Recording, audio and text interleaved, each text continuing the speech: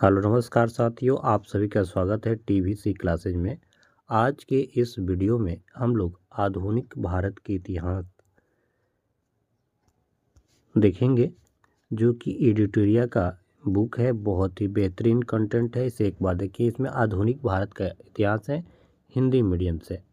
इसमें इंडेक्स में देखेंगे क्या क्या पढ़ेंगे। गांधी का उदय, खिलाफत एवं असहयोग आंदोलन, स्वराज आंदोलन, साइमन कमीशन एवं नेहरू रिपोर्ट, सविनय अवज्ञा आंदोलन में गोलमेज सम्मेलन, 1937 के प्रांतीय चुनाव एवं त्रिपुरी संकट, क्रिप्स मिशन भारत छोड़ो आंदोलन, सुभाष चंद्र बोस की आज़ाद हिंद फौज, बेवेल योजना, भारत चुनाव 1945, शाही नौसेना विद्रोह 1946, कैबिनेट मिशन योजना, अंतरिम सरकार का गठन, भारतीय राष्ट्रीय कांग्रेस का अधिवेशन, राष्ट्रीय दौर के प्रसिद्ध अभियोग केस, ब्रिटिश राज शिक्षा विकास, ब्रिटिश राज में प्रेस का विकास, ब्रिटिश राज सिविल सेवाओं का विकास और ब्रिटिश भारत के दौरान गवर्नर जनरल का वायसराय।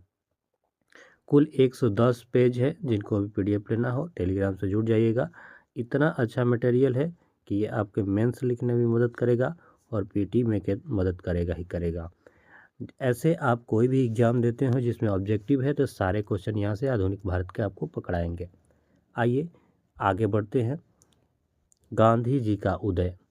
देखिए, गांधी जी का प्रारंभिक जीवन तथा शिक्षा के बारे में सब लोग को थोड़ा बहुत ज़रूर मालूम होता है। हमारा आज आवाज़ भारी है तो आप आवाज़ छोड़िए, आप कंटेंट पे ध्यान दीजिएगा, क्योंकि तबीयत कब ठीक होगा कोई ठीक नहीं रहता है। गड़बड़ रहता है, ये सर्दी बुखार हो गया तो। ठीक है दोस्त, देखिए करें कि गांधी जी के प्रारंभिक जीवन के बारे में जानते हैं। यहाँ पे उनके पिता का नाम करमचंद गांधी, ठीक है, ब्रिटिश राज के समय कठियावाड़ के एक छोटी सी रियासत पोरबंदर के दीवान थे। मई 1883 में 13.5 वर्ष की आयु में उनकी विवाह 14 वर्ष की कस्तूरबा बाई मानकी जी कस्तूरबा से उसके लोग प्यार से बा कहते थे। शिक्षा, तो जो गांधी जी की शिक्षा हुआ था वो पोरबंदर से उन्होंने मिडिल और राजकोट में हाई स्कूल किया। दोनों परीक्षाओं शैक्षणिक स्तर व साधारण छात्र रहे। मैट्रिक के बाद उन्होंने भावनगर शामदार आर्ट्स कॉलेज से कुछ समस्या के साथ उत्तीर्ण की। सितंबर 1888 को गांधी यूनिवर्सिटी कॉलेज लंदन कानून पढ़ाई के लिए और बैरिस्टर के लिए इंग्लैंड चले गए। लंदन में उन्हें शाकाहारी समाज की सदस्यता ग्रहण की। 1891 में वे भारत वापस आ गए। गांधी जी तथा दक्षिण अफ्रीका। देखिए, गांधी जी गए थे दक्षिण अफ्रीका 1893 और आते हैं उधर से 1914 में। उनके बारे में टू द पॉइंट कुछ बातें जानेंगे। तो 1893 में व्यापारी दादा अब्दुल्ला द्वारा बैरिस्टर के रूप में उन्हें दक्षिण अफ्रीका बुलाया गया। ठीक। डरबन से प्रिटोरिया, देखिएगा महत्वपूर्ण है, डरबन से प्रिटोरिया यात्रा के क्रम में मेरिसबर्ग नामक रेलवे स्टेशन पर रंग भेद के कारण उन्हें ट्रेन से बाहर फेंक दिया गया। कई बार यही पूछ लेता है कि कहाँ से कहाँ। तो डरबन से प्रिटोरिया की यात्रा के क्रम में मेरिसबर्ग नामक रेलवे स्टेशन पर रंग भेद के कारण उन्हें ट्रेन से बाहर फेंक दिया गया। गांधी जी द्वारा 1894 में नटाल कांग्रेस की स्थापना भेदभाव से लड़ने के लिए किया गया। बोआर युद्ध के समय 1900 में नटाल इंडियन एम्बुलेंस कॉर्प्स के सदस्यता के रूप में काम किया। 1904 में द इंडियन ओपिनियन नामक अखबार प्रकाशन किया। 1904 में डरबन फिनिक्स आश्रम की स्थापना किए और 1906 में प्रथम सत्याग्रह का उपयोग किए। 1909 में उन्हें हिंद स्वराज नामक पुस्तक लिखी। हिंद स्वराज गांधी जी लिखे हैं कब? 1909 में। इसमें स्वराज स्वशासन की विस्तृत व्याख्या की। 1910 में गांधी जी ने अपने मित्र हरमन कालेनबाख की मदद से जोहान्सबर्ग टॉल्स फार्म की स्थापना की। वहां से उन्होंने भेदभाव के विरुद्ध शांति पूर्ण प्रतिरोध की अपनी नीति आगे बढ़ाया। गांधी के उद्भव की परिस्थितियाँ। अगला टॉपिक है गांधी के उद्भव की परिस्थितियाँ। गांधी के आगमन के समय राजनीतिक शून्य की स्थिति उत्पन्न हो चुकी थी। कांग्रेस की उदारवादी कार्यक्रम के जनता के बीच विश्वास खो चुका था और उग्रवादी एक जन आंदोलन लाने में विफल रहे थे।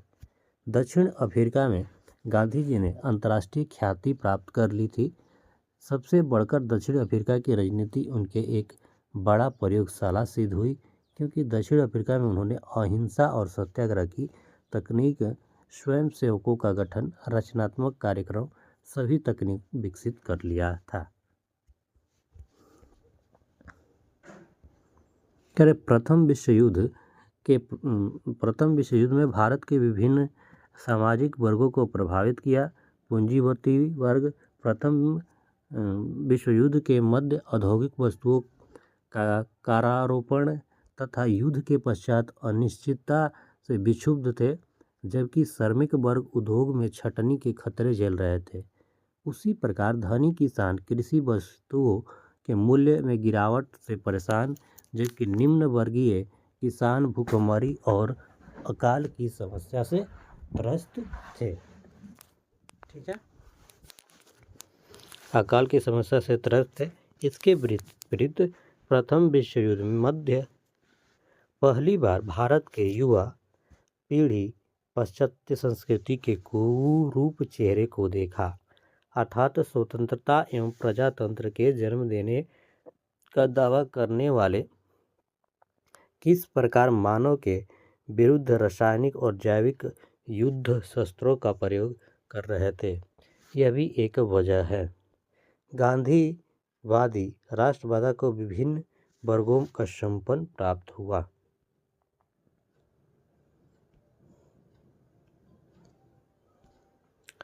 गांधी के आगमन के समय अंतर्राष्ट्रीय स्तर पर भी आंदोलन का एक माहौल निर्मित था। उपदेश में इसने साम्राज्यवाद विरोध आंदोलन का रूप लिया तो स्वतंत्र देश में पूंजीवादी विरोधी का आंदोलन। अतः गांधीवादी आंदोलन को अंतर्राष्ट्रीय स्तर पर उभर रही इन नवीन वैचारिक स्थितियों को भी प्रोत्साहन मिला।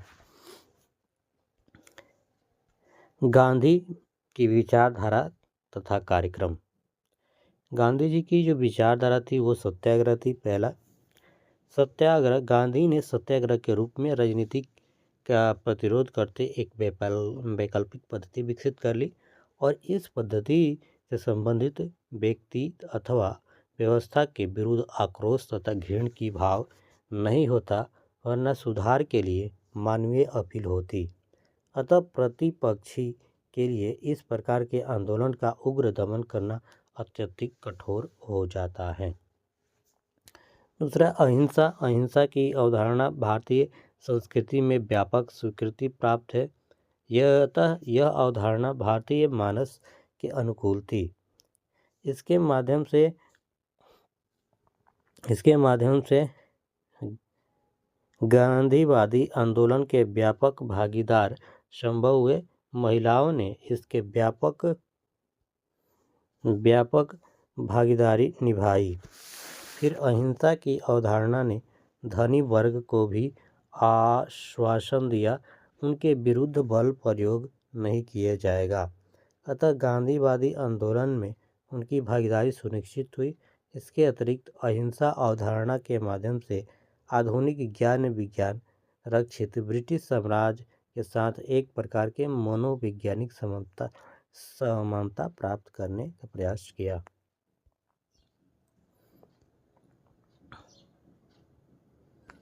ध्यान से सुनते रहेंगे। गांधी जी की परिकल्पना भी अलग थी, जहां अधिकतर कांग्रेसी नेताओं के बीच स्वराज का अर्थ राजनीतिक स्वतंत्रता।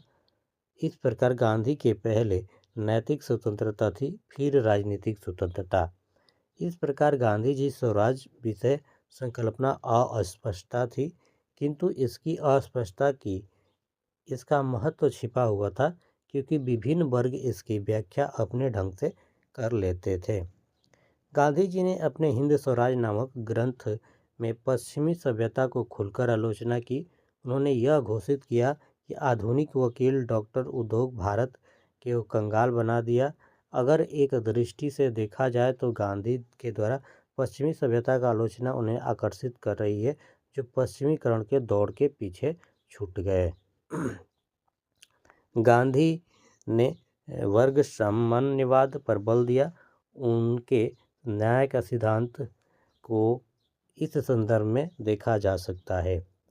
गांधी के वर्ग साम्यवाद की अवधारणा गांधी के आंदोलन विभिन्न वर्गों में भागीदारी को संभव बनाया। कार्यक्रम करके अनेक कांग्रेसी नेताओं के विपरीत पश्चिमी वेशभूषा को महत्व दिया गया। गांधी जी ने लिबास की धारणा किया। वे जन सामान्य की तरह ट्रेन के तीसरे दर्जे में यात्रा कर रहे थे। यही वजह कि जाति से बनिया और पेशे से वकील होने के बावजूद वे भारतीय किसानों के निकट पहुंच गए। उनकी बोलचाल भी किसानों को आकर्षित करती थी, क्योंकि वो अपने भाषण में जहाँ तहाँ रामायण के चौपाई उद्धृत करते थे।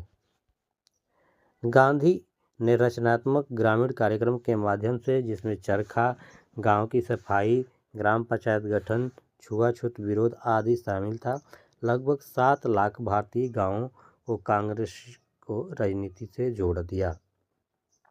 गांधी ने भारतीय समाज के बहुलवादी चरित्र को समझा। फिर उसी के अनुकूल उन्होंने अपना राजनीतिक कार्यक्रम प्रस्तुत किया। अतः उनकी राजनीतिक वर्ग आधारित न होकर जन आधारित हो गई। तो अगर आपको लिखना है मेंस का पेपर या नॉलेज बढ़ाना है तो इसे आप ऐसे पढ़ के देख सकते हैं, है ना। ऑब्जेक्टिव तो पकड़ा ही जाएगा थोड़ा बहुत इससे, लेकिन ये मेंस लिखने में काफ़ी कारगर सिद्ध होगा, है ना। हम और इसको थोड़ा और आपसे जितना हो सके उतना हम करा रहे हैं। गांधी जी का नज़रिया व्यवहारिक था, अतः वे संघर्ष के साथ समझौता और वार्ता में भी विश्वास करते थे। यही वजह है कि चाहे कितना भी प्रतिकूल परिस्थिति हो, किंतु अपने समर्थकों के लिए कुछ न कुछ रियायत प्राप्त कर ही लेते थे। अतः स्वाभाविक रूप से गांधीवादी नेतृत्व के रूप में आकर्षित होती। अफवाहों की भूमिका। गांधी जी प्रसिद्ध अफवाहों ने भी उनकी भूमिका क्योंकि भारतीय जनता ने सदा गांधी छवि को बड़ा करके देखा है।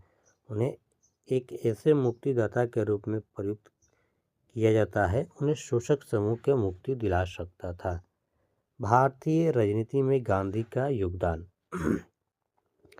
देखिए, गांधी जी ने सत्याग्रह और अहिंसा की तकनीक के माध्यम से भारतीय राष्ट्रीय आंदोलन में वैकल्पिक राजनीति की शुरुआत की। गांधी के आगमन के पूर्व कांग्रेस का सामाजिक आधार सीमित थी।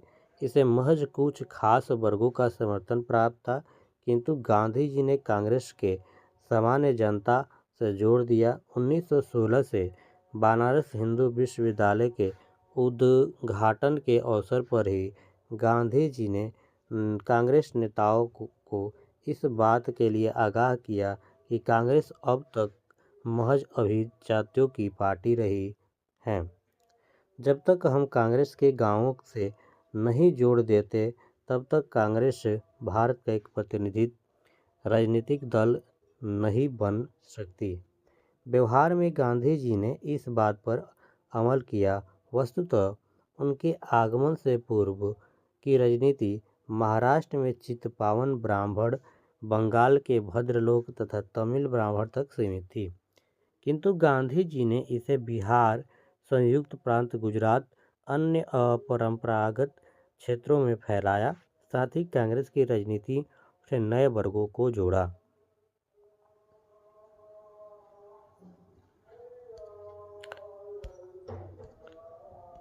उन्होंने संगठन के रूप में भी कांग्रेस के स्वरूप में परिवर्तन लाया। उनके अंतर्गत ग्राम, तालुक और जिला स्तर पर अब पढ़ेंगे हम लोग भारत में गांधी का आगमन तथा गांधीवादी राजनीति। चलिए स्टार्ट करते हैं। कह रहे कि गांधी 1915 में गांधी दक्षिण अफ्रीका से भारत आगमन हुए। कई बार ऑब्जेक्टिव क्वेश्चन पूछेगा कि भारत कब लौटे थे गांधी जी, तो याद रखेंगे 1915, 9 जनवरी 1915।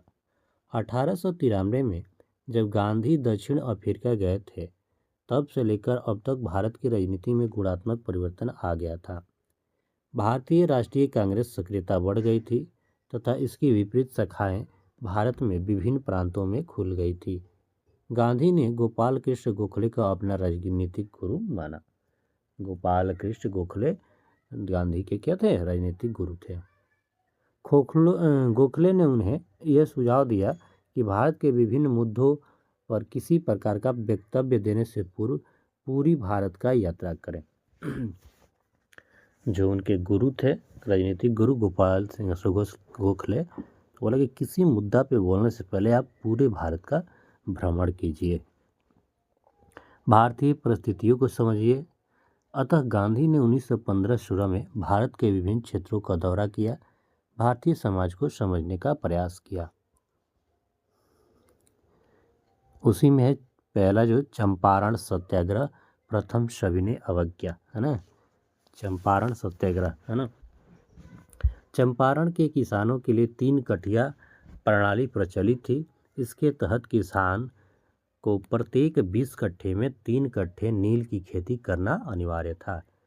इस व्यवस्था के प्रति किसान में काफ़ी आक्रोश था, क्योंकि नील की फसल भूमि को बंजर बन रही थी।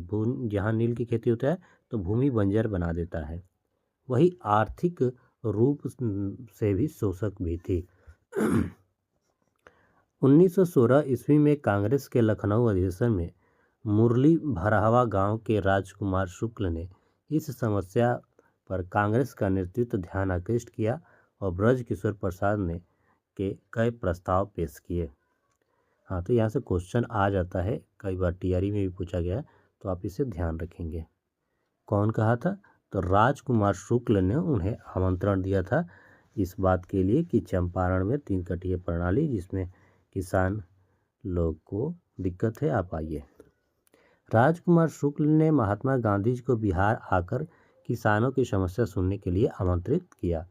गांधी जी कलकत्ता 10 अप्रैल 1917 को पटना पहुंचे थे और 15 अप्रैल 1917 को वो चंपारण मोतिहारी पहुंचे। आप अगर मोतिहारी जाइएगा तो उधर एक गांधी हाट भी मिलता है, मोतिहारी, है ना। मोतिहारी एग्जाम एक बार पीएससी देने गए थे, देखे थे। उन्होंने प्लांट्स एसोसिएशन के सचिव जे.एम. विल्सन से जांच कार्य में सहयोग करने का अनुरोध किया। चंपारण के जिला मजिस्ट्रेट डब्ल्यू.जे. हॉडकार्क ने 16 अप्रैल 1917 को गांधी जी के चंपारण छोड़ने संबंधी अधिसूचना जारी की। जो वहीं पहुंचे तो इनको ये सूचना मिली कि आप यहाँ से छोड़ दीजिए। धारा 144 उल्लंघन के आरोप में उन्हें गिरफ्तार कर लिया गया। बाद में 21 अप्रैल 1917 को उन्हें रिहा कर दिया गया। गांधी जी ने स्वतंत्र जांच कर 13 मई 1917 को अपनी जांच रिपोर्ट बिहार उड़ीसा के मुख्य सचिव को सौंपी। परिणाम स्वरूप कृषकों की स्थिति जांच के लिए चंपारण एग्रीगेशन समिति का गठन किया गया। इस समिति के अध्यक्ष मध्य प्रदेश के आयुक्त एल.जी. असलाई थे। महात्मा गांधी ने एलसी आदमी राजा हरिहर प्रसाद द्वारा नारायण सिंह डीचे के रीड और जी रैनी आदि के इसके अन्य सदस्य थे। समिति ने अपनी रिपोर्ट 3 कट्ठिया प्रणाली समाप्त करने की अनुशंसा की। किसानों को 25% राशि वापस की गई और इस प्रकार गांधी जी भारत में प्रथम सत्याग्रह प्रयोग सफल रहा। चंपारण सत्याग्रह में गांधी जी प्रमुख सहयोगी राजेंद्र प्रसाद, ब्रज किशोर, अनुगणना सिंह और धरणीधर सिंह, मजरूल हक, राजकुमार शुक्ल और रामनोई प्रसाद एवं शंभू शरण आदि थे। ये सारे महत्वपूर्ण नाम हो जाते हैं ऑब्जेक्टिव क्वेश्चन के लिए। चंपारण सत्याग्रह गांधी जी द्वारा भारत में चलाया गया प्रथम सत्याग्रह था। चंपारण सत्याग्रह से प्रेरित जून 1919 ईस्वी में मधुबनी जिले के किसानों ने स्वामी विद्यानंद का नेतृत्व दरभंगा राज्य के विरुद्ध में आंदोलन किया। कभी मैं आधुनिक भारत एक और बुक दिखाऊंगा, उसको कहीं पढ़ाऊंगा तो और भी मज़ेदार उसमें कहानी दिया है। पर वही है कि आपको टू द पॉइंट क्वेश्चन नहीं मिलेगा, वो कहानी मिलेगा ना। स्पेक्ट्रम था शायद, है ना, देख के हम पढ़ के बताएंगे कभी। ये भी ठीक है, लेकिन इसमें भी बहुत सारी पॉइंटें लिखा गया है, कहानी उतना नहीं बताया गया है। लेकिन अपने से पढ़ना है तो वैसे ही बुक पढ़ना चाहिए, NCERT हुआ ये, कहानी वैसा ना। ठीक है, जो है पहले इसको पढ़ा जाए, फिर मिलते रहेगा। आप चैनल पे जुड़े रहेंगे। आपको भले बोरिंग लग सकता है, लेकिन आपके भविष्य के लिए ये अमृत होगा। करें कि अहमदाबाद मिल हड़ताल 1918 प्रथम भूख हड़ताल। मजदूर और मिल मालिकों के बीच फरवरी मार्च 1918 को प्लेग बोनस को लेकर विवाद आरंभ हुआ। प्लेग बोनस गुजरात के मजदूरों को मालिकों की ओर से प्लेग फैलने के कारण दिया जाता था, जिसे कालांतर में बंद कर दिया गया। मजदूरों का कहना था कि जो बोनस प्लेग उन्हें मिल रहा है वह प्रथम विश्व युद्ध की समाप्ति के बाद बड़ी महंगाई की तुलना में बहुत कम है, इसलिए इसे समाप्त नहीं किया जाना चाहिए।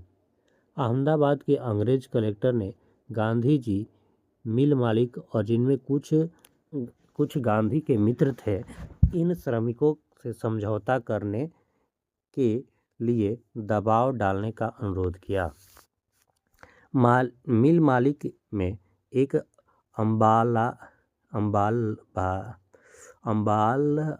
अम्बालाल साराभाई, जो गांधी जी के मित्र थे, उन्होंने साबरमती आश्रम के निर्माण में अधिक मात्रा में दान दिया था। उनकी बहन अनसुईया बेन अहमदाबाद मजदूर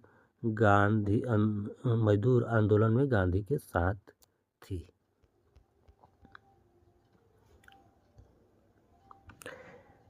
मिल मालिकों ने मजदूरों को 20% बोनस देने का निर्णय लिया। धमकी दी कि जो यह बोनस स्वीकार नहीं करेगा नौकरी से बाहर कर दिया जाएगा। गांधी जी ने मजदूरों को 35% बोनस दिए जाने का समर्थन किए और मार्च 1918 में मजदूर हड़ताल पर चले गए। 15 मार्च को गांधी जी भूख हड़ताल पर बैठे। खुद मतलब स्वयं। गांधी जी के अनशन पर बैठने के बाद मिल मालिक के सारे मामलों का ट्रिब्यूनल को सौंपने के लिए तैयार हो गए। ट्रिब्यूनल ने श्रमिकों को 35% बोनस देने का फैसला लिया। इस तरह आंदोलन समाप्त हो गया। भारत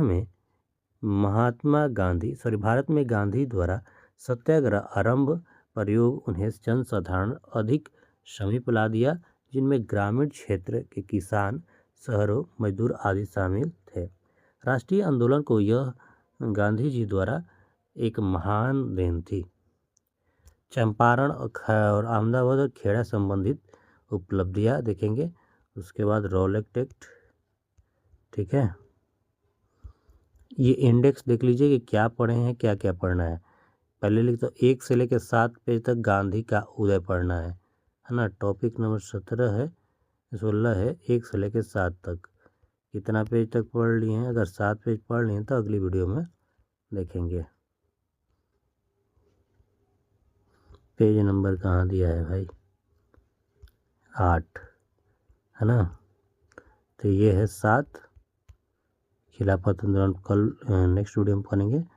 ये वाला देख लीजिएगा, डंडा, फौज, हवाई जहाज, मदन मोहन मालवीय, सब कंटर, दिन व जानबूझकर लगाई गई, जलियांवाला बाग कांड, मोड़, रॉलेट एक्ट प्रथम आंदोलन, रॉलेट एक्ट, चंपारण आंदोलन। यहाँ तक पढ़ लिए थे हम लोग, है ना। तो फटाफट इसके कंप्लीट कर देते हैं। एक टॉपिक, चंपारण, अहमदाबाद और खेड़ा गांधी की उपलब्धियाँ। चंपारण, अहमदाबाद, खेड़ा आंदोलन में गांधी जी को संघर्ष गांधीवादी तरीके से सत्याग्रह आजमाने का अवसर दिया। गांधी जी को देश की जनता करीब आने का, उनकी समस्याओं को समझाने का अवसर मिला। गांधी जी की ताकत तथा कमजोरियों से परिचित हुए तथा उन्हें अपनी रणनीति का मूल्यांकन करने का अवसर मिला। इन आंदोलनों में गांधी जी को समाज के विभिन्न वर्गों, विशेषता युवा पीढ़ी भरपूर समर्थन मिला तथा भारतीयों के मध्य उनकी विशिष्ट पहचान कायम हो गई। रॉलेट एक्ट, सत्याग्रह और जलियांवाला बाग जनसंहार। एक ओर सरकार संवैधानिक सुधारों यद्यपि एक असंतोषजनक तरीके से का प्रलोभन दिया, जबकि दूसरी ओर सुधारों के खिलाफ किसी भी उठने वाले विरोधी आवाज़ को दबाने में स्वयं असाधारण शक्तियों से लैस किया। रॉलेट एक्ट 1919 का वर्ष भारत के लिए अत्यंत शोचनीय एवं असंतोष का वर्ष था। देश में फैल रही राष्ट्रीयता की भावना तथा क्रांतिकारी गतिविधियों को कुचलने के लिए ब्रिटेन के पुनः शक्ति आवश्यकता थी, क्योंकि भारत के रक्षा अधिनियम शक्ति समाप्त प्राय थी। इसी संदर्भ में सरकार ने सर सिडनी रॉलेट एक्ट नियुक्त किए, जिन्हें इस बात की जांच करनी थी कि भारत में क्रांतिकारी गतिविधियों के माध्यम से सरकार विरुद्ध षड्यंत्र करने वाले लोग कहां तक फैले हुए हैं और उनमें निपटने के लिए किस प्रकार कानूनों की आवश्यकता है। इस संबंध में सर सिडनी रॉलेट की समिति ने जो सिफारिशों की, उन्हें रॉलेट एक्ट अधिनियम या रॉलेट एक्ट के नाम से जाना जाता है। इस एक्ट के अंतर्गत एक विशेष न्याय की स्थापना की गई, जिसमें उच्च न्यायालय के 3 वकील थे। यह न्यायालय ऐसे साक्ष्यों को मान्य कर सकता था जो विधि के अंतर्गत मान्य नहीं थे। इसके निर्णय के विरुद्ध कहीं भी अपील नहीं की जा सकती थी।